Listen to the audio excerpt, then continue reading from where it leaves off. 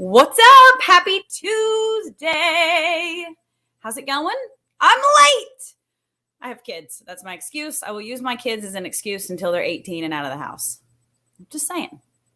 Now, really, it's not their fault. I was on the struggle bus this morning. It's not even morning anymore. Like, I really have no excuse. This is what I was doing.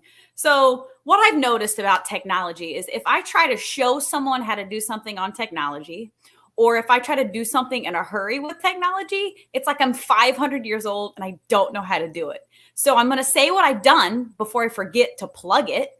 I actually took the time to insert all of my links in the description. So all of my other social media platforms are linked below. Check them out. I've been trying to really dabble in everything and have lots of fun with it. So I would love for you to join me. Meditation. I'm always talking about meditation. Guess who's creating meditations? Me. And I'm really good at it.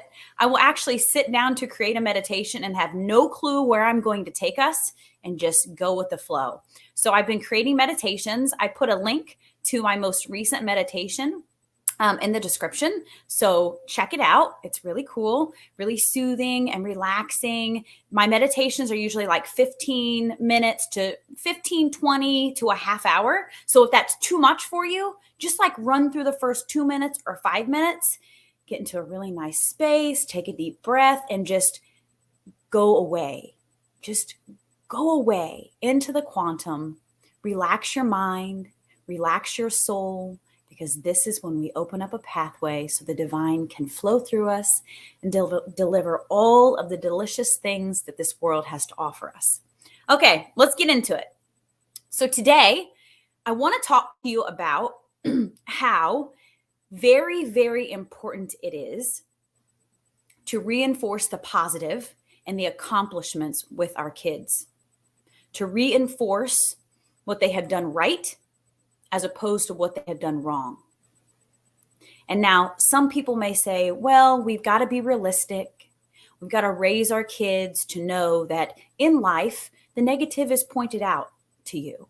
And so we have to set realistic expectations for our children. Well, that's bullshit. And let me tell you why.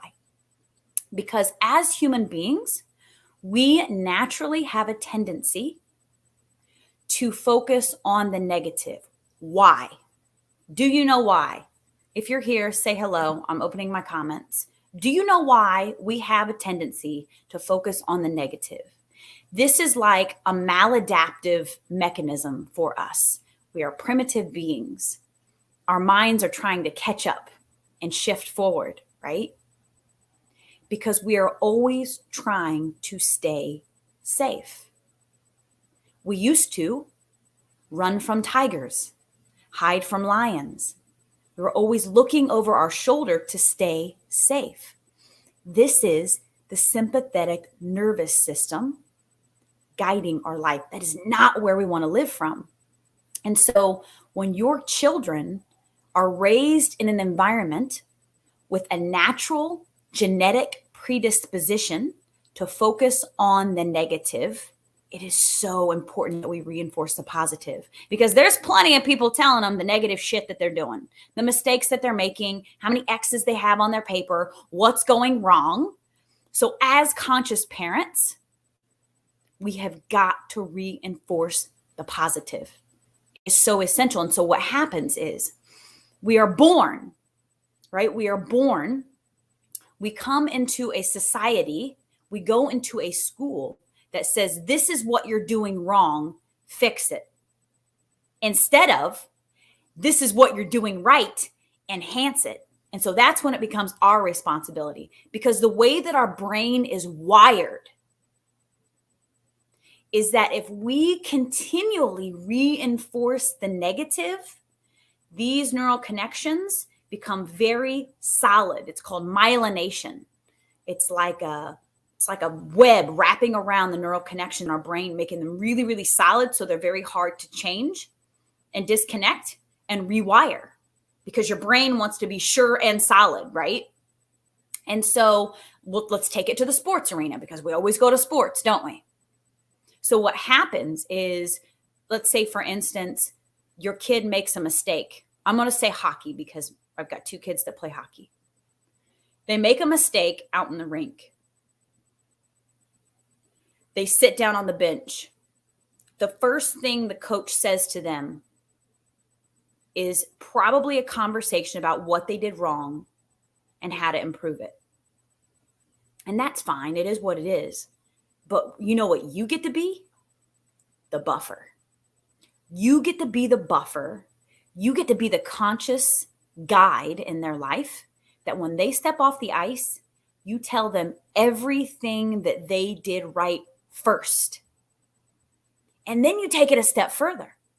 And if it was a difficult game, it was a bad game, it was a rough game, and your kid starts to tell you about all of the bad things that happened, all of the things that went wrong, you get to pivot.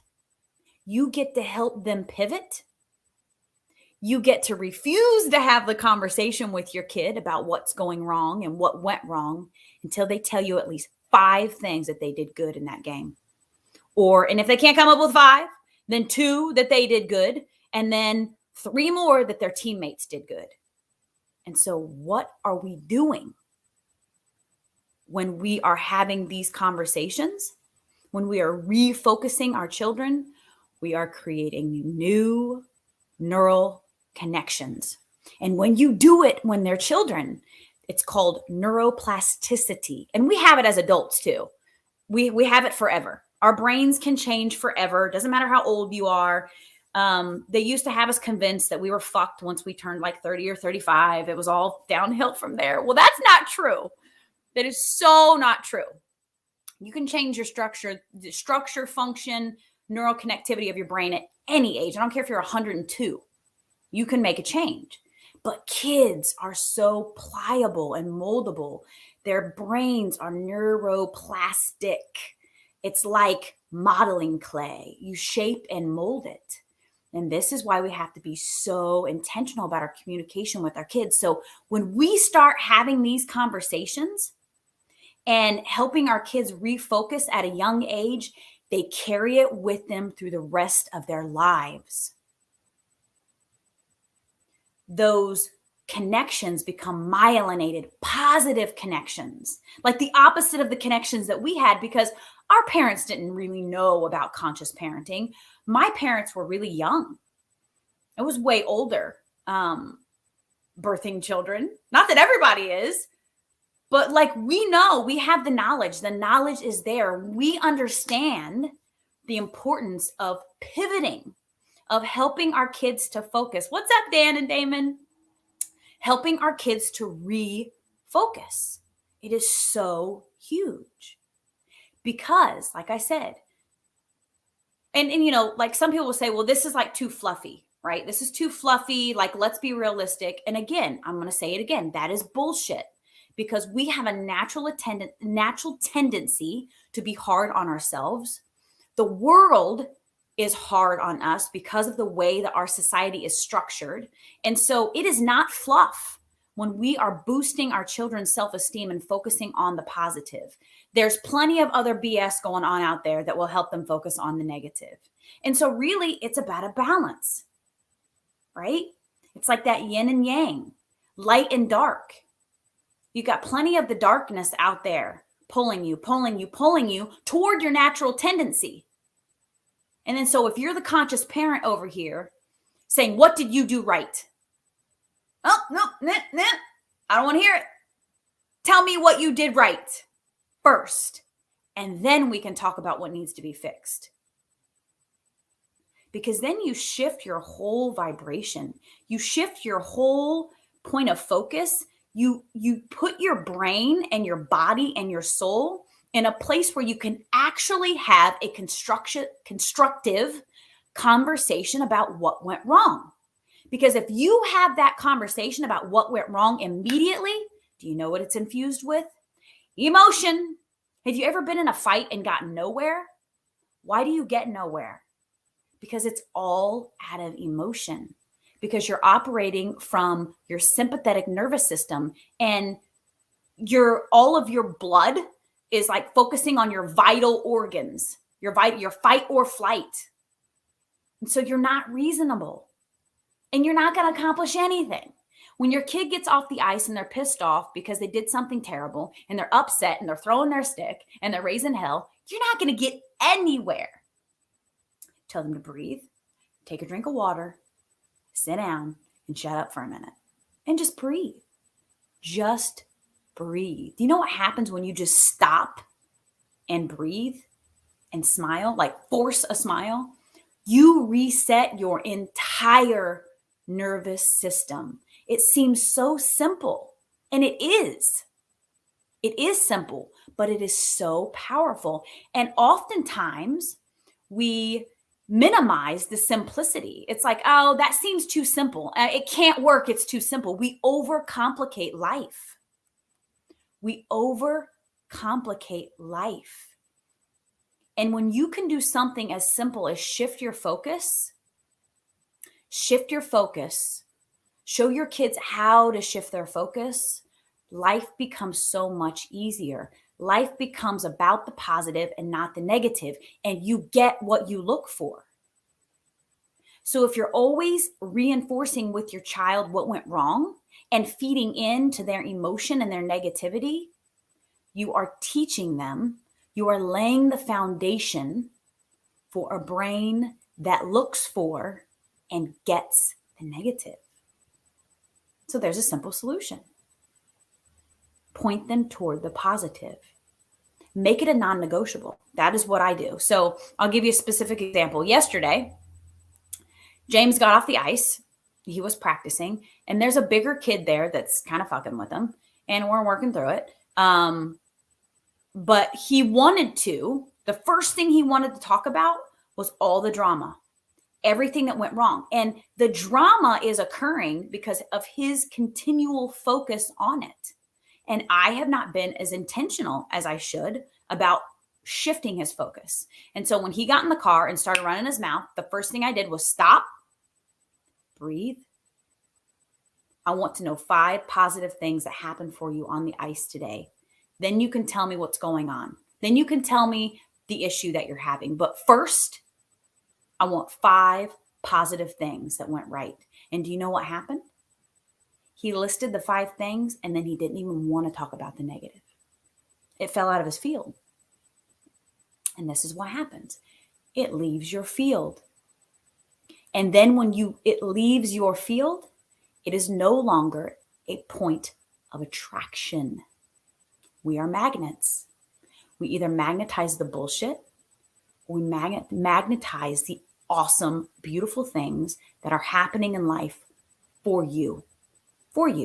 Okay. And so then this is another thing I like to do is after we focus on the positive, and then perhaps there's something still there activated that needs to be discussed. We talk about it, right? Because emotions will get stuck in your body. If your kid wants to talk about it, they need to move it out of their body, but it's about what kind of conversation are you having with them? What kind of conversation are you having with them about the negative? Are you leading them into victimhood in the conversation and feeding into that kind of woe is me feeling, this happened to me? Or are you leading them to see how it is all happening for them? What did we learn through this experience? How did this experience serve us to move forward? And so that's like my biggest tip is the kid comes off the ice, off the court, off the field. They want to bitch and complain. Stop, refocus. It's a non-negotiable. Give me 5 things that went right. Then if it's still active in their field, you let them have the floor. They talk about what went wrong, but they talk about it in a way that serves them. That is huge, huge. When you can take that within the realm of sports and use it as a tool, it applies to everything in life. These are tools that they will carry with them through relationships, through their work life, everything. Everything can be used to empower everything. It doesn't matter what it is. There is always something beautiful in tragedy, period. No matter how extreme it is, there is always something beautiful. And you may not see it in the moment, but when you look back, don't you always see it? Don't you always see it when you look back? Humanity is pretty damn good about looking back and seeing the beauty in anything. It's in the thick of it that it's difficult. Why? Because it's emotional. Because we jump into it. We don't take the time to breathe and refocus. And so that's our responsibility as parents. That's our responsibility as guides for the future generation, for our future leaders. These are our future leaders.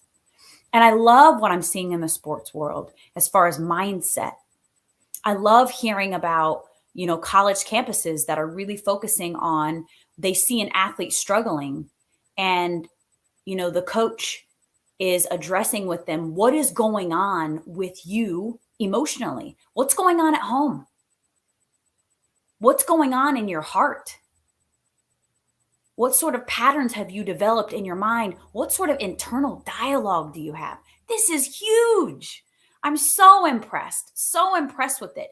It is such a beautiful testament to where we are as human beings, to our conscious expansion. And people can talk mad shit about social media, but this is a huge reason why. We are so interconnected, and social media can either serve you in a way that disconnects you from the world, right? That really puts you in isolation where your face is in your phone all the time. Or it can really connect you in a way that serves you because there is so much knowledge out there. It cannot be hidden from us anymore, can it? We are so interconnected. There is so much empowering information out there. You just have to look for it. It's all about your focus. It's always about your focus. And so I noticed that when I restructured my social media, when I blocked all the bullshit, all the people that talk negative, bring me down, block, block, block. Do not be afraid to block people. And not being afraid to block people on social media serves you in your entire life, because no is a full sentence. No is a full sentence. And when we start removing the people who don't serve us in our lives from our field, it changes everything. And you teach your children. You're teaching, they're always modeling us. Always modeling us. And so always focus on the positive first. It's not fluff. It's not fluff. We are naturally wired to focus on the negative. The world teaches us to focus on the negative. So if you can be that one super fan, which I bet you are, I'm sure you are. It's always a reminder, right? I'm not ever speaking down to you. I'm speaking to myself too, because I need the reminder. But it's like, always be the number one fan. Because there's plenty of other bullshit pulling us down in the outside world. Plenty, right? Okay. Well, that's my Terrific Tuesday message. Check out my other social media links in the description. Thank you for joining me. And as always, I am here to remind you, because it is my mission. My mission is to inspire. This is what I do. I love it. Freaking amazing. What an awesome gig. Like, I could not be more grateful for being here with you, sharing space and time. I appreciate you so, so deeply, that you are unique. And I'm not just saying that. You really are unique. Everyone has carry a unique code within us that is unlike any other code, any other frequency, any other genetic, any other energetic blueprint. None are the same. And you came to serve. Like, we are on this planet at this time to serve on some level. And the level of service, the space of service that you are meant to come from, is what lights you up. It's not anything outside of what feels good to you. And so when you can stop and start to mold your life around what lights you up and serve from that space and quiet, so that the divine can tell you, can lead you, what's the next step? It just takes you closer and closer to your joy. But it takes you there in a way that you can't possibly wrap your mind around, because it's so much more amazing that you can even fathom. So step through your fear, start sharing your message, start sharing your zone of genius, because when you are inspired, you are only inspired through the desire of others. This is the beautiful web we call life. We are all connected. We are all one. We are all gently pulling on and pulling for one another. So start speaking out, speak up. I love you so much. Have an absolutely amazing, terrific Tuesday. Love you. Bye-bye.